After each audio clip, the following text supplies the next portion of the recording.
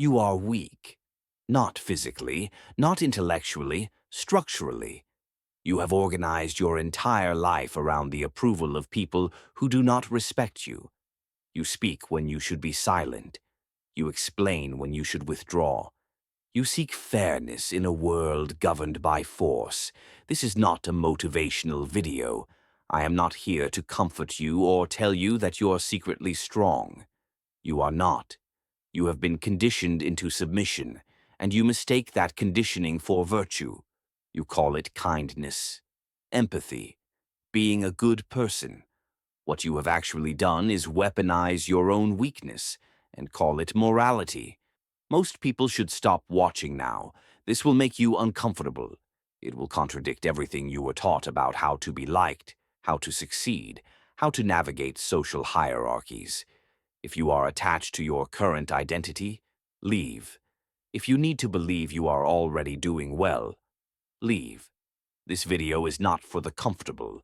What I'm about to show you is irreversible.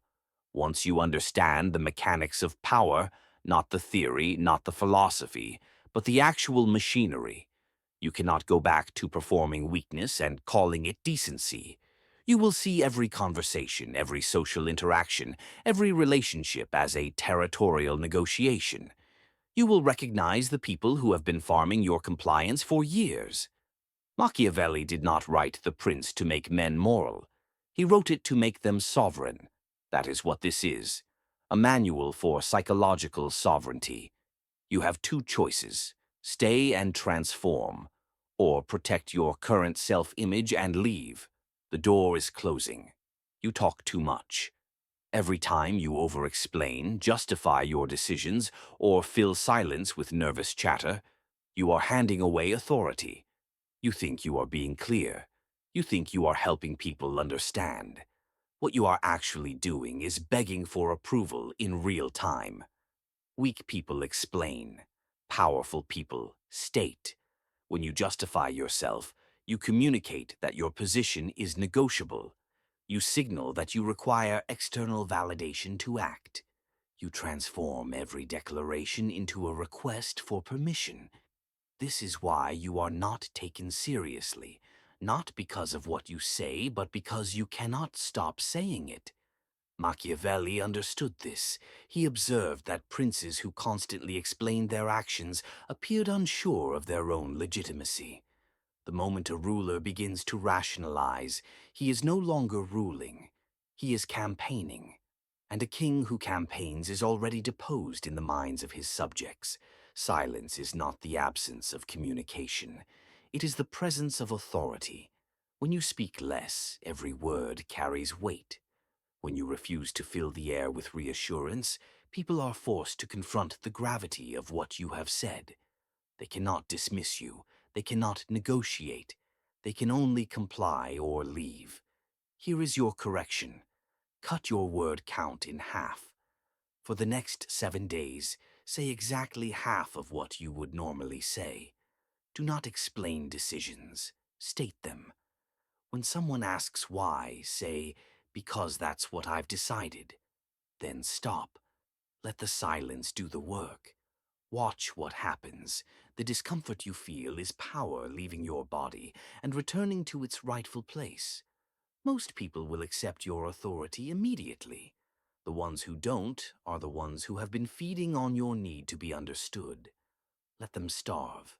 Silence is not cruelty. It is clarity. You are not withholding information. You are refusing to negotiate your sovereignty. You are too available. You respond immediately. You rearrange your schedule for people who would never do the same for you. You are always reachable, always accommodating, always present. You think this makes you dependable. It makes you worthless. Scarcity is the only currency that never inflates. The moment you become abundant, always there, always willing, always eager, you lose value, not because people are cruel, but because human beings are wired to pursue what retreats and dismiss what pursues them. You have made yourself common, and common things are not respected. They are used. Machiavelli knew this. He wrote that it is better to be feared than loved, But what he truly understood was that love is conditional on presence, and fear is sustained by absence. A ruler who is constantly visible becomes familiar. Familiarity erodes authority. Distance preserves it. Your attention is a resource. When you give it freely, it becomes worthless. When you withdraw it, it becomes currency. People who once ignored you will suddenly find you indispensable. Not because you changed, because you stopped being available for exploitation. Here is your correction. Delay every non-urgent response by 12 hours. If someone can reach you instantly, they do not value your time. Create friction. Let people wait, not to punish them, but to recalibrate their perception of your worth. Stop attending every event. Stop saying yes to every invitation. Stop being the person who is always there when others need something but alone when you need the same. You are training people to treat you as a convenience. Reverse that training. Scarcity is not manipulation. It is honesty. You are not playing games. You are refusing to participate in a game where your value is determined by your willingness to self-sacrifice. If you are uncomfortable with this, you are still attached to being needed. That attachment is your chains. Your body is confessing your weakness before you speak. You slouch. You look down when you walk. You compress yourself in rooms to avoid taking up space. You lean forward when others speak, signaling deference. You cross your arms when challenged, signaling defensiveness. Your body is a continuous broadcast of submission, and everyone is reading it. This is not about confidence. Confidence is internal. Posture is structural. You can feel confident and still communicate subordination through your body. What matters is not how you feel, but what your physiology is telegraphing to the predators around you. Human beings are animals. We assess threat and opportunity through nonverbal signals before language is even processed. When you enter a room with low posture, contracted shoulders, and averted eyes, you are saying, "I am not a threat. I am not claiming space. You are safe to dominate me." You do not say this consciously. Your body says it for you. Machiavelli wrote that appearance often matters more than reality. A prince who appears weak will be treated as weak, regardless of his actual capabilities. A prince who appears unshakable will rarely be tested. The appearance is not deception. It is preemptive enforcement of boundaries. Watch how powerful people move. They are slow, deliberate. They take up space without apology. They do not rush. They do not flinch. Their bodies communicate that they are the fixed point in the room, and everyone else adjusts to them. Here is your correction. For the next 30 days, move as if you are being filmed. Walk slower. Take up more space. When you sit, spread your posture.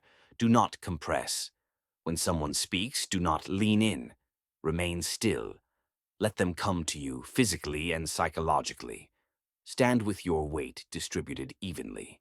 Shoulders back, not forced, but open. Chin level. Eyes forward.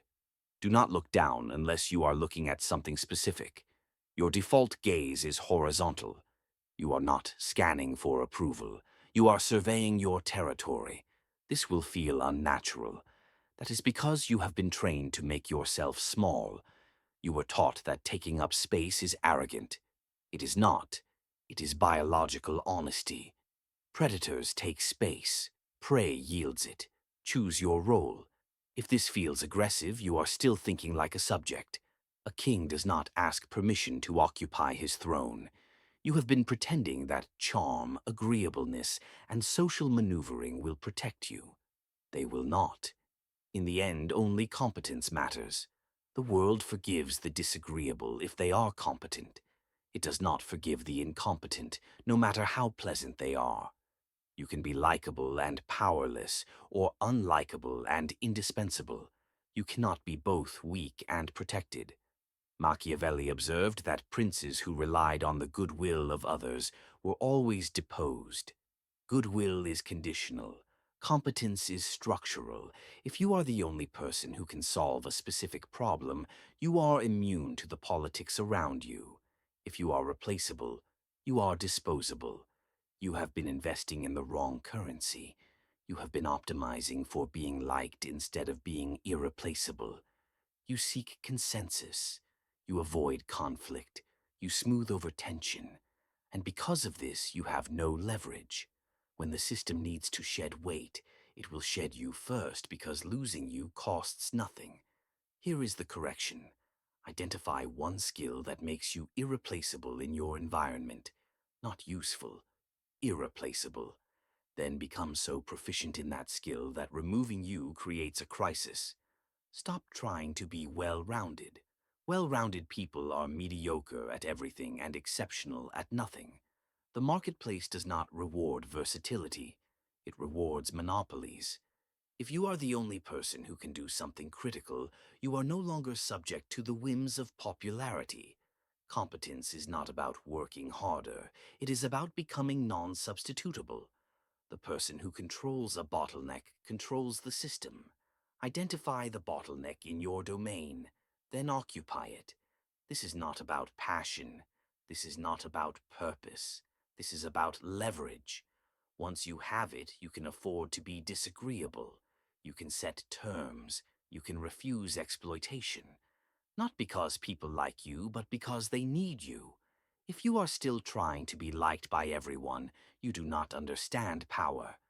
Power is not a popularity contest. It is a monopoly on critical function. You are too emotionally available.